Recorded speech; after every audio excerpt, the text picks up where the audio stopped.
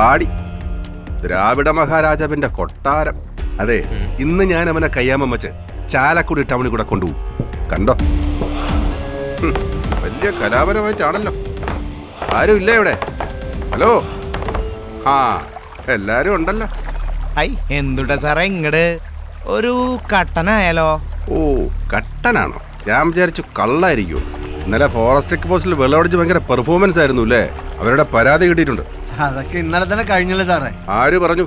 വന്ന് വണ്ടി കയറടാ. കള്ളും കൂടി ചോരന്ന് ഒപ്പിക്കുമ്പോ ആലോചിക്കണം.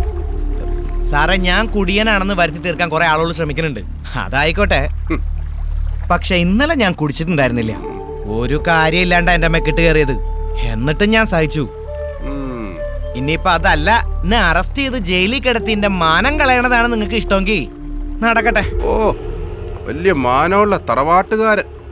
നീ തെങ്ങേറ്റക്കാരൻ രാമപ്പന്റെ മോനല്ലടാ, സുപ്രസിദ്ധ സിനിമാ നടൻ രാജാമണി. രാമപ്പൻ മാത്രല്ല, രാജാമണിയും തെങ്ങേറ്റക്കാരനായിരുന്നു. ചുമ്മാ എന്തിനാ സാറേ എന്റെ അപ്പന്റെ പേര് പറയണേ?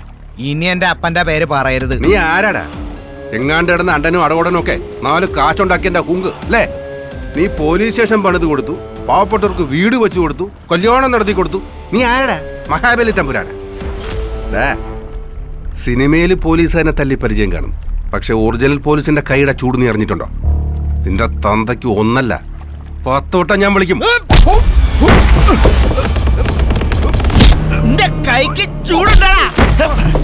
ഹലോ ഈപ്പച്ച, ഞാൻ രാജമണിയുടെ മാനേജർ ജോസാ. ഇവിടെ പോലീസ് വന്നിട്ടുണ്ടേ, ആകെ അടിപിടിയാ. ഈപ്പച്ച ഉടനെ മിനിസ്റ്റർ SP വിളിച്ചൊന്ന് പറയണം. ഇത്തരം നാറ്റ കേസിലൊന്നും ഞാൻ ഇടപെടത്തില്ല കേട്ടോ. എന്തൊരു നാറ്റ കേസ്? ബലാത്സംഗം ഒന്നും അല്ലല്ല. അത്തരം കേസ് പോലും നിങ്ങൾ ഇടപെട്ട് തീർത്തു കൊടുക്കാറുണ്ടല്ലോ. ഇന്നലെ തൊട്ട് നിങ്ങളുടെ കാല് പിടിക്കുക ഈ പ്രശ്നം ഒന്ന് തീർക്കാനായിട്ട്. നിങ്ങൾക്ക് ഇഷ്ടമുണ്ടെങ്കിൽ തീർത്താ, ഇല്ലെങ്കിൽ ഇവിടെ ചാലക്കുടിയിൽ നല്ല ചങ്കുറ്റുള്ള ആമ്പിളാരുണ്ട്, അവര് തീർത്തോളും. സാറിന് പഞ്ഞിക്കിടുന്നു. നമ്മൾ ഇടപെടണ്ട, അയാൾക്കത് ആവശ്യം.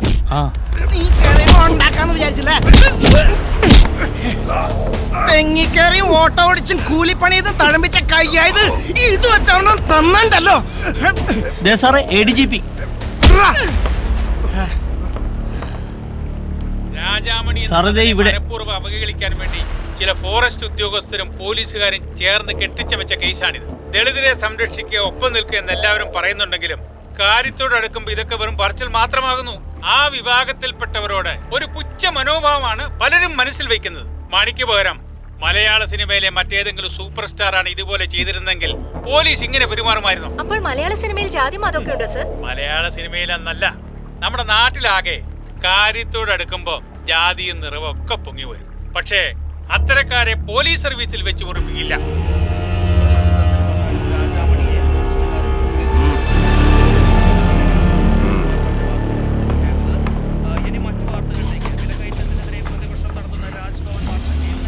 സിനിമയിലെ ഇടിയേക്കാൾ അടിപൊളിയായിരുന്നു.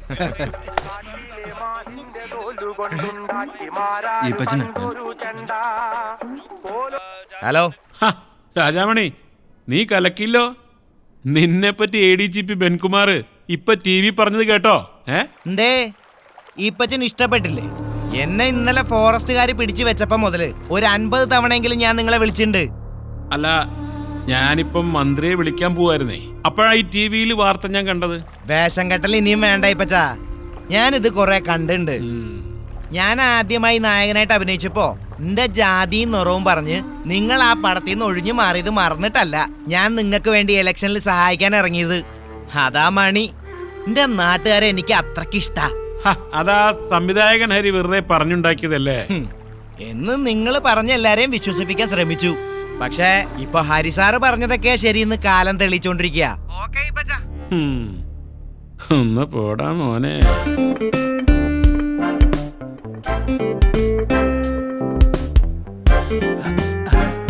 മനസ്സിലായല്ലോ, ഇതാണ് ഷോട്ട്. നല്ല കലക്ക ഷോട്ട് കേട്ടോ.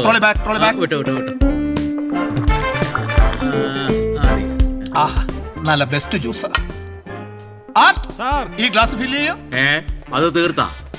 Very good. കുറച്ചുകൂടെ കലക്കി വയ്ക്ക്.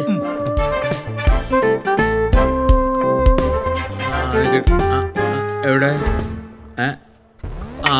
അത് ശരി, ഇതാണ് ഷോട്ടെങ്കിൽ ആർട്ടുകാരന്മാര് ജ്യൂസ് കൊണ്ടുവന്ന് അവന്മാരെ കൈ ഒടിയും.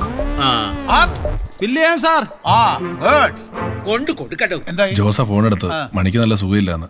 ആ, എന്ന് പറഞ്ഞാൽ എങ്ങനെ ശരിയാവും? താൻ അയാളോട് വരാൻ പറ. ഇവിടെ 1-2 കോമ്പിനേഷൻ ഷോട്ടേ ഉള്ളൂ. അത് കഴിഞ്ഞ് ഇതങ്ങ് തീരും. ഇതൊക്കെ അല്ലേലും തീരും. സുഖമില്ലാന്ന് പറഞ്ഞിട്ട് അവര് കേക്കണില്ല മണിയെ. നമുക്ക് പോവാം. എനിക്ക് വയ്യ. അല്ല മണി, അപ്പൊ നമ്മൾ അഡ്വാൻസ് മേടിച്ച കാശ് എത്രയാ വാങ്ങിയേ? 5. അതങ്ങടെ തിരിച്ചു കൊടുത്തേക്ക്. ഞാൻ അഭിനയമേ നിർത്തിയാലോ എന്ന് ആലോചിക്കുക. എടാ നീ എന്തി പറ ശിവൻ. ലഡു എവിടെ? ആ, ഓ, മണി വരാത്ത ടെൻഷൻ കൊണ്ടാടോ, അല്ലാതെ സാറേ എന്താ ആള് വരും തോന്നല്ല. ചേടാ, ഈയിടെയായിട്ട് അഭിനയിക്കാൻ പറ്റിയ താല്പര്യമില്ലെന്ന് പറഞ്ഞേ. അങ്ങനെ പറഞ്ഞാൽ എങ്ങനെയാ? അഡ്വാൻസ് ഒക്കെ തിരിച്ചു തരാന്ന് പറഞ്ഞു. ഏ? ഇനിയിപ്പോ വേറെ ആരെങ്കിലും നോക്കിയാലോ? വേണ്ട, അത് വേണ്ട ജോണേ. ആ ക്യാരക്ടർ അയാൾ ചെയ്താലേ ശരിയാവും. അപ്പൊ സാറിന്റെ ഡേറ്റോ? അതൊരു പ്രശ്നമാക്കണ്ട. നിങ്ങൾ അവനുമായിട്ട് സംസാരിക്കും, ഞാൻ വന്നോളാം. മണിച്ചേട്ടാ, എന്നാണ്ട് വിശേഷം? ആരായത്? കവിതയോ? എന്തുട്ടാ ഇവിടെ? ഒരു തെലുങ്ക് പടത്തിന്റെ ഷൂട്ട്, അതിനായിട്ട് വന്ന. അപ്പോഴാ അറിഞ്ഞത് ചേട്ടൻ ഇവിടെ ഉണ്ടെന്ന്. ഏതാ പടം? സിനിമയൊന്നുമല്ല, ഒരു പ്രോഗ്രാം മലയാളി സമാജത്തിന്റെ. ഇപ്പൊ തമിഴ്, തെലുങ്ക്, കന്നഡയൊക്കെ ആയിട്ട് നല്ല തിരക്കായില്ലേ? എല്ലാം ചേട്ടന്റെ സഹായം കൊണ്ട.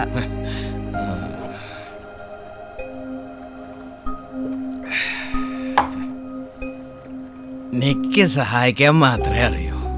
കാരണം എന്താ, സങ്കടം എന്താ, കഷ്ടപ്പാടെന്താന്ന് ഞാൻ നന്നായിട്ട് അനുഭവിച്ചിട്ടുണ്ടേ.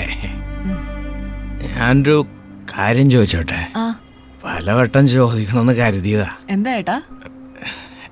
എന്റെ നായിക ആവാന്ന് പറഞ്ഞിട്ട് പിന്നീട് ഒഴിഞ്ഞു മാറിയില്ലേ, അത് എന്നെ കളിയാക്കാൻ വേണ്ടിയിട്ടായിരുന്നോ അതോ എന്റെ നിറം കറുത്തുപോയുണ്ടോ? എന്തേ, മറന്നുപോയോ? ഇല്ല, ഞാൻ മറക്കില്ല. സിനിമ നിയന്ത്രിക്കുന്നതില് ഞങ്ങൾ പെണ്ണുങ്ങൾക്ക് ഒരു റോളും ഇല്ല ചേട്ടാ. ചിലർ തീരുമാനിക്കും, ചിലപ്പോൾ ആജ്ഞാപിക്കും. ഞങ്ങൾക്കതനുസരിച്ചേ പറ്റൂ. സിനിമയിൽ അത് സാധാരണയാണെന്ന് പറയും. ചേട്ടനത് മനസ്സിലാകാത്ത എന്താണെന്നറിയോ? നിങ്ങൾ വെറും മനുഷ്യനായതുകൊണ്ട്, പച്ചയായ മനുഷ്യൻ.